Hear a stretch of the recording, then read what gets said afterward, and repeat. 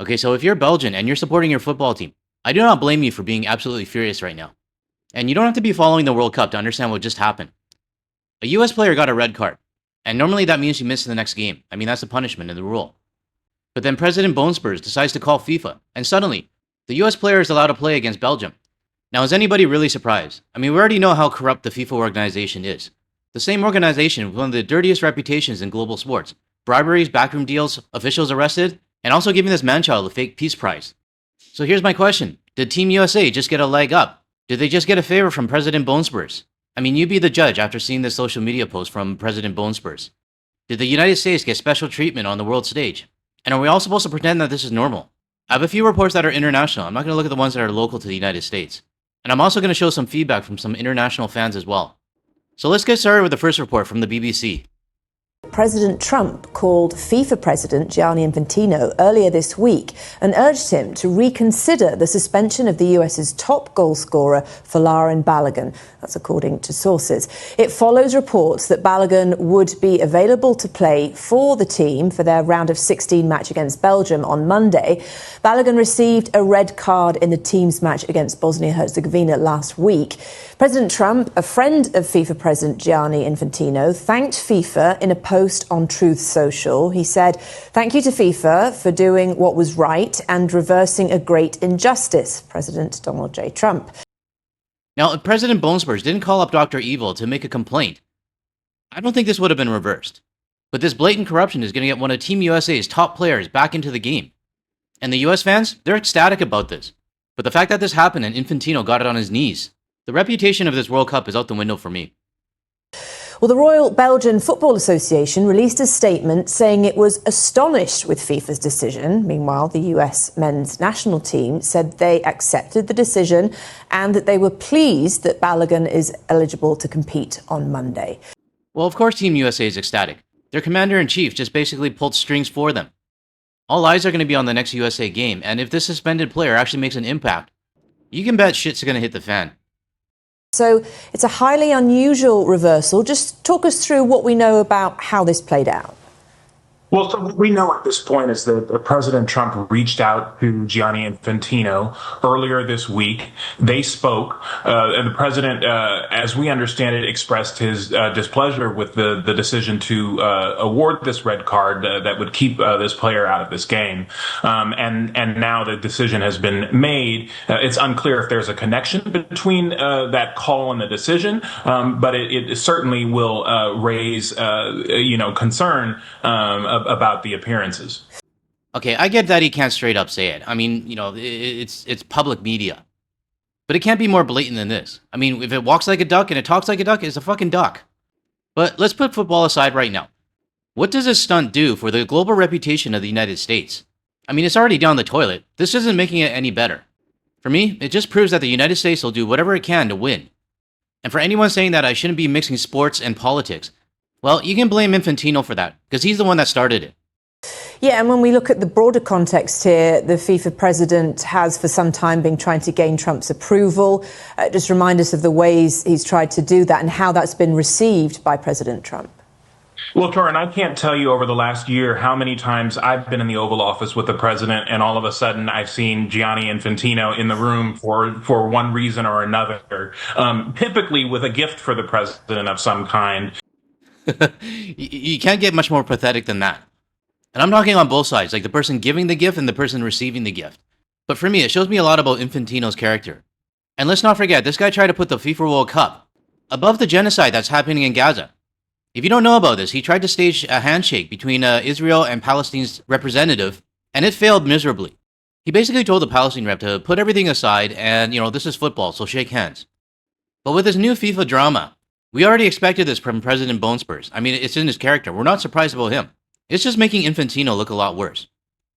And a reminder of how important this tournament would be to, putting the United States on, a global footing by hosting this tournament. And of course, Infantino inaugurated this FIFA Peace Prize that he awarded Donald Trump in a ceremony at the Kennedy Center as well. So there's been obviously an effort to cultivate Trump, to make him interested in this tournament, and to see it as part of the overall celebrations that are happening around the 250th anniversary of the Declaration of Independence that have been really important for Trump as he tries to send a message, both to the country, the United States, but also to the world about this country standing.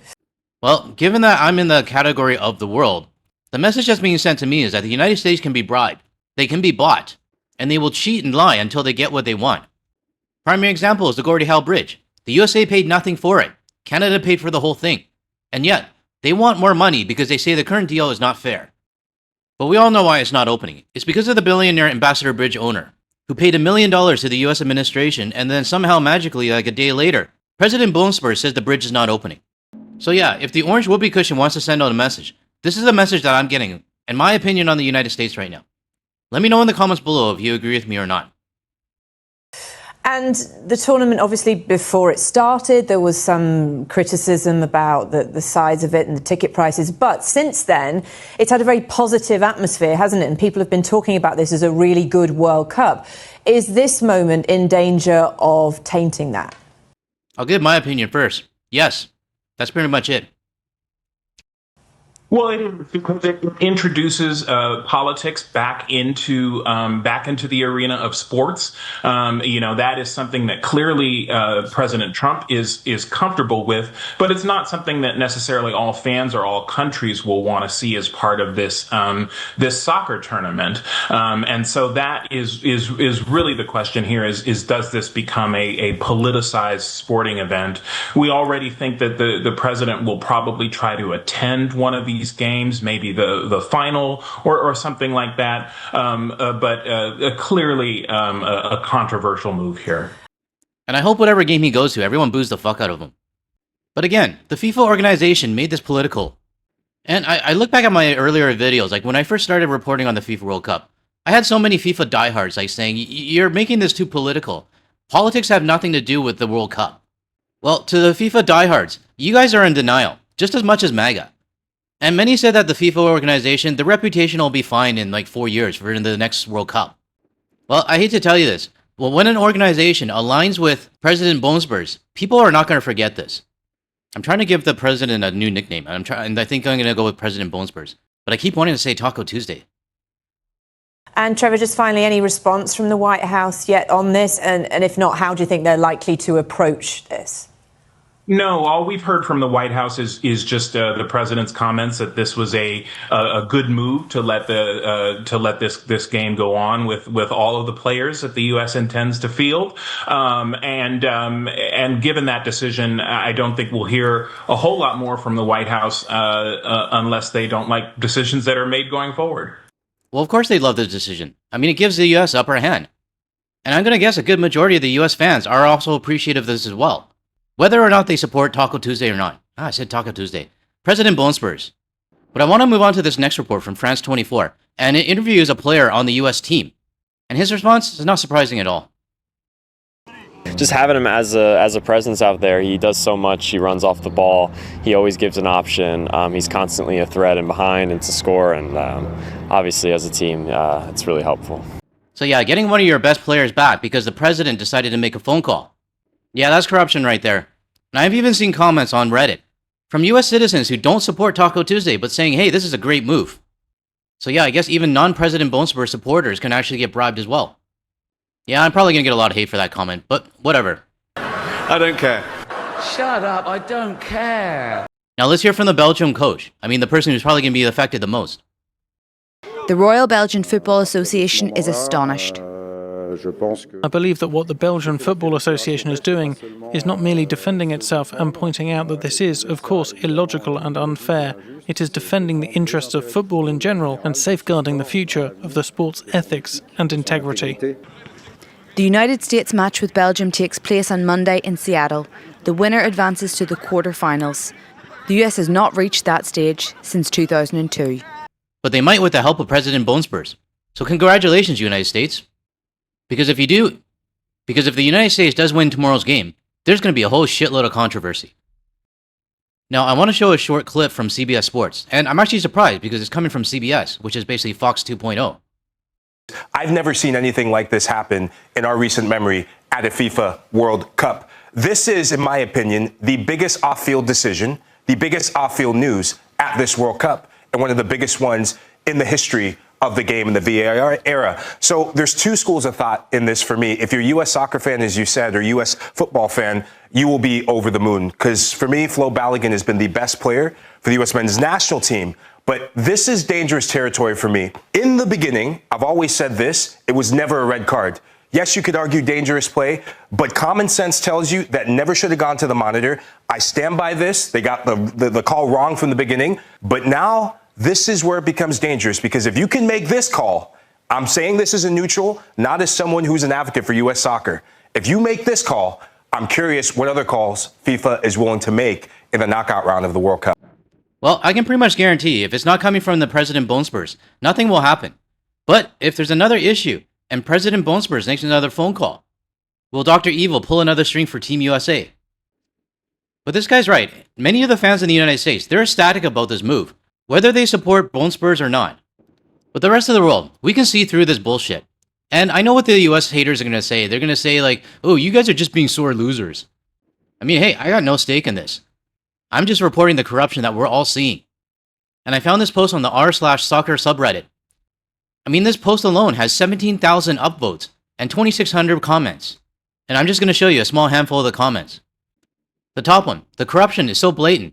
But Taco Tuesday, man, I got Taco Tuesday stuck in my head. I'm trying to switch over to like President Bonespurs, but it's tough. Anyways, but I did again. But President Bonespurs helping out a birthright citizen is kind of funny.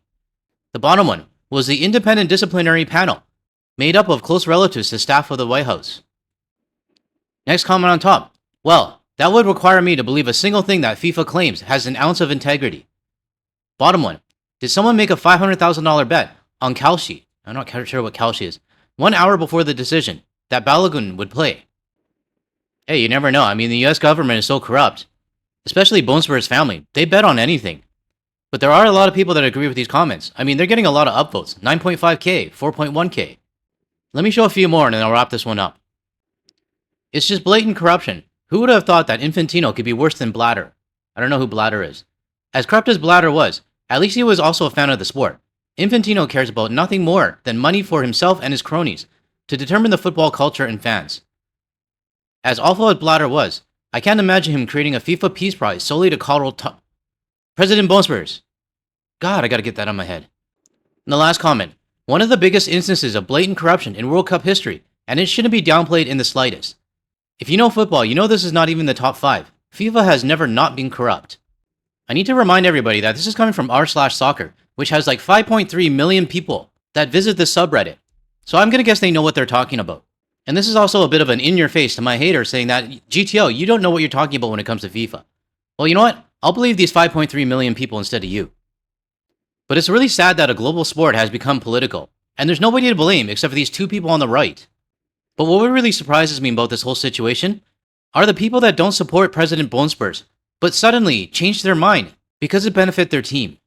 Now, I'm not saying it's all US fans, but judging from Reddit and other social media posts, it seems like a lot of US citizens are willing to put their hatred towards their president aside just to win the World Cup. I could say a lot more about this, but I really don't want to anymore. But I'm curious to hear what everyone else's thoughts are on this. Let me know in the comments below. The game is going to be held like probably a few hours after this video is published, and I'm going to be cheering for Belgium, because we can't let corruption win. It's as simple as that. So to my Belgium viewers, I will be cheering for your team, and I hope they win against the US. And I'm pretty sure you got most of the world behind you as well. To close off this video, I would like to give another thanks to Terrence for sending over another photo, this time from the Fraser River near Lillooet, British Columbia. I want to thank you, Terrence, for sending over a whole bunch of photos from my home province. I'm curious to know what you do for your job because you seem to be traveling all over BC. But thanks again for sending them over. Alright everyone, that's all I got for this video. And all I have to say is, I hope Belgium wins. If you found any value in anything I said today, or you want to hear more from a Canadian and international point of view, without the US media bias, make sure you hit that like and subscribe button below. That way you'll be notified of my future videos. And don't forget to hit the bell icon and select all as well. Now, if you want to see more of my videos, check out the ones that are going to show up on your screen shortly. Thanks everyone, I'll catch you in the next one.